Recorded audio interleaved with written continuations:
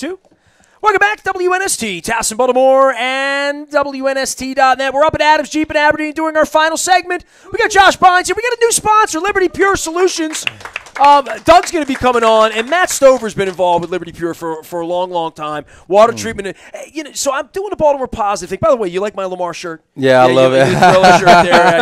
I'm working that up here. So I got Matt Skura one of these last week. I feel bad. I owe you one. I gave Lamar yours. It. So Lamar liked it. So Matt Stover was involved with this, but so I'm doing Baltimore Positive, and I know people from Flint, Michigan, and water purity. So, part of my conversation is how we keep our water safe. So, this is going to be a great conversation. Safe drinking water, important. A lot of people with well water up here in Harford County. So, we talk about that. Look, when I saw you come in the locker room, I saw you after the game in Pittsburgh because I didn't see you during the week. About it was 6 weeks ago, 7 weeks, however long we've been winning since Josh has been here. And I said, man, I wrote a book on the team, and you didn't know it, and I didn't give you a copy of the book.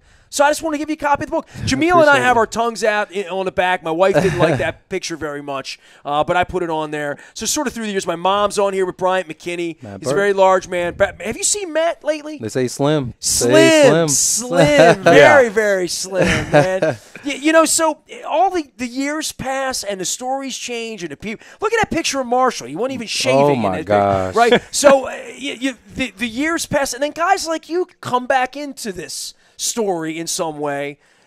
What's your story of being involved in this? What would you say to a young teammate if they saw this in your locker and say, hey, I was a member of the Super Bowl, they see your ring. I ask you about the ring. You're like, I'm not bringing the ring out. We don't. No. A lot of you feel that way, but you want it. And Billick would always say, they say when you win, they can't take it away, but that doesn't stop them from trying. That's one of Billick's, stories.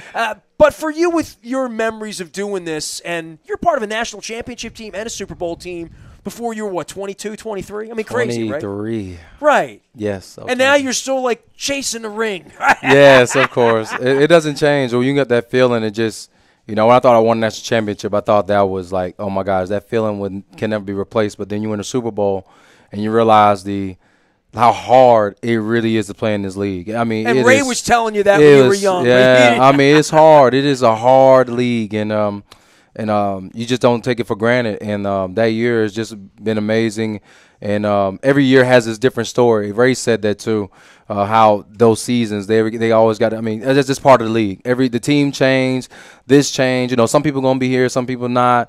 But every season got their own story. I think Harb said that actually earlier this past week. Because the days are long, but the years are short. Yeah, they are. I've heard Harb's speeches. Yeah, but they definitely, this year has its own story and stuff like that. But that Super Bowl year has a lot of stories, a lot of things to tell about, and we fought a lot of adversity.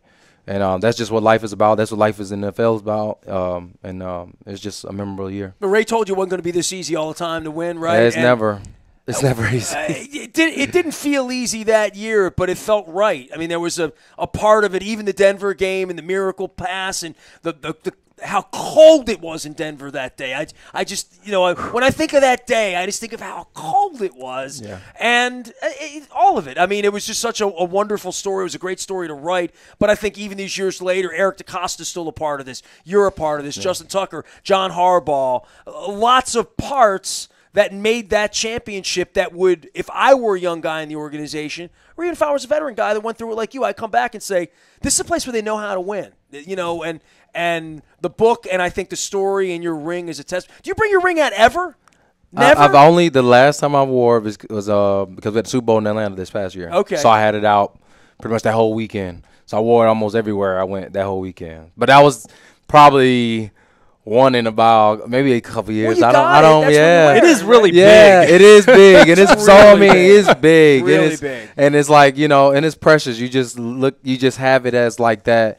It's like a baby in a sense. Nice how work. Yeah, you know how hard you work for, and you just like you only need it for those type like that kind of occasion where guys who understand it, who've probably been around and won it, they appreciate and know what it's really like and the sacrifice that goes with it, because it don't just come easy. I don't care what team. It could be the Patriots. Everybody get on them by the Patriots, but at the end of the day, they fought and won and got the ring, that's the way they got it. You know what I mean? And it's not easy to win this league, and when you get it, you got to appreciate it. What's a good question to ask you? What has it meant for your life? What is it meant to you other than a party trick at the Super Bowl to pull out and show and to see, if little Lucy had seen it here tonight, she'd glow, right? I mean, people see it and they got to touch it, they got to wear it. I mean, we've had two of them around here all these years. Anytime it comes out, people want to take a picture with it. It just shows the sacrifice, the adversity. Like even me earlier in that year, I broke my back in camp that year, and if I went from breaking my back in camp, it sounds like kind of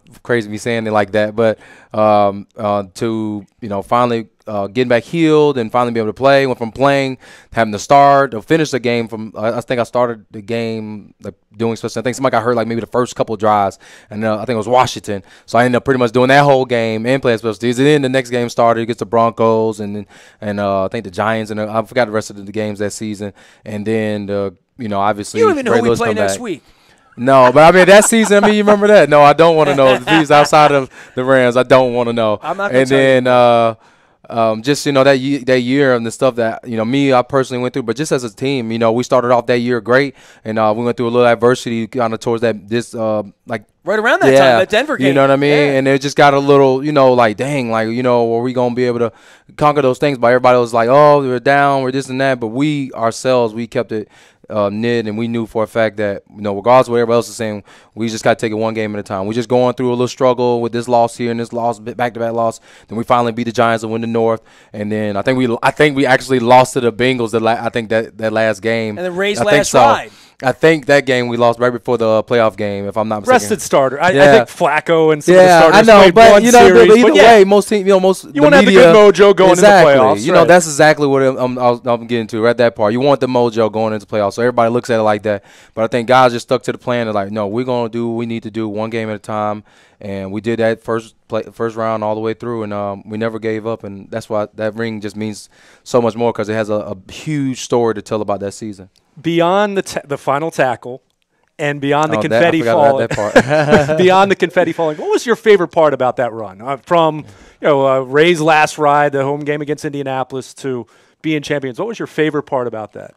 My favorite part about the season, or just that playoff journey. I had forgotten the final tackle, by the way. Or even if it's not your favorite, just something that sticks out that might not be commonplace to just fans watching from afar. I think Ed Reed, no for a fact. Ed Reed said this a few weeks ago. The biggest, not the biggest, the trophy that really means the most to us is the AFC Championship. Really? Because we knew for a fact, that season, at least in that particular, we knew for a fact if we got a chance to go to New England and play New England, we was going to beat them. And that was Ray said it, Ed said it because we knew that season we had that team to be able to do that. And Ed Reed came to the facility, I think this maybe a few weeks ago. I remember him saying it about that. And it's crazy he said that because he's right. I mean, because you don't get to the championship without beating New England. Right. And the toughest thing, we did it in New England, in the cold. It wasn't cold as Denver, of course. That was a great night. But you know what I mean? So that's why that one is that much more important because you could tell we were so ready for that game. I mean, we really – I don't even remember the score of that game. Obviously, it was – we knew we kicked their butt, and we knew for a fact when we got the chance and we beat them, went to the Super Bowl, you can tell us we weren't going to win the Super Bowl from there. So you said you forgot about the final tackle. I don't believe that. I forgot about it, but I was talking about that year. Be honest. Okay, Josh Bynes, be honest. I forgot about the final tackle. How often do you think about that final tackle? Honestly, I don't until I came back here. I'm not saying every day, but I don't think about it that much at all until I came back here because that's obviously it was a defining moment to win the game. It sealed the deal, and I just it makes me think back to that young 23-year-old me, trying to page 470 rookie linebacker Josh Bynes made the eventual last play of Super Bowl XLVII, tackling Ginn at midfield as the raucous Baltimore celebration had begun all around him. Yeah. Screamed loud as I could. The end. And now we're 8-2. We get to Purple Rain 3. What do you think? You got it? I got 1 and 2. He's all about Los Angeles. But right now, exactly. It's all about the Rams. Yeah, everybody, I promise you, I don't care who's going to ask me this. I promise my answer is never going to change. I'm not. Everybody says this about Super Bowl. I don't. Right now, the Super Bowl ain't nowhere near in form right now. It's all about the Rams right now, and that's all I care about. I don't care about nothing else. Is it easier to be that way now in your career, or were you always that way? I was always that way. I learned that early on from a lot of veterans. Luckily enough, when I came in the league, it was a ton of vets. Right. I mean, literally, I was a rookie in 11, and we had. I think the next youngest linebacker was, I think his name, Jason Phillips, I believe it's Phillips. I can't think it's Jason. It's somewhere with a J. And he was 4. And then Ellerby, you know what I mean? And then Jamil. And then I had B.A. Onyema Dejio and Ray Lewis. I mean, them guys were 11. McClellan, I think, was a couple years into Albert. Yeah, Albert was a year before me. He was 10. Right. So that's right, Albert. That's right, Albert. So I had me and Albert, obviously, you know, but he was obviously veteran and, special team stuff like that. So, we had – guys that was just, we had guys that just taught me how to play the game and look at the game, because when you start looking at it as a whole, it becomes drawn out and you get overwhelmed, because at the end of the day, they're thinking about, we played from 4 preseason games, 16 game regular season. It's 20 games. It's a long time. That's 20 games. And I don't know about y'all, but NFL, that's a lot of games. That's twice as many at Auburn. That's so many. I mean, you're talking about taking one game at a time at Auburn, and one loss, your season's over. No, pretty much. You know what I mean? But in this league, that's not the case. It ain't no 5 teams undefeated in the NFL. That's not going to happen. It's going to be a grind. We'll do that. It's a grind each and every game, and you got to take it at one game at a time so you don't overwhelm yourself, and you just stay in the moment. And that's what it's all about in this game, staying right there in the moment, where are you at right now, and not worrying about anything else, because you start looking at other teams, other this, and we're going to get a Super Bowl and da-da-da.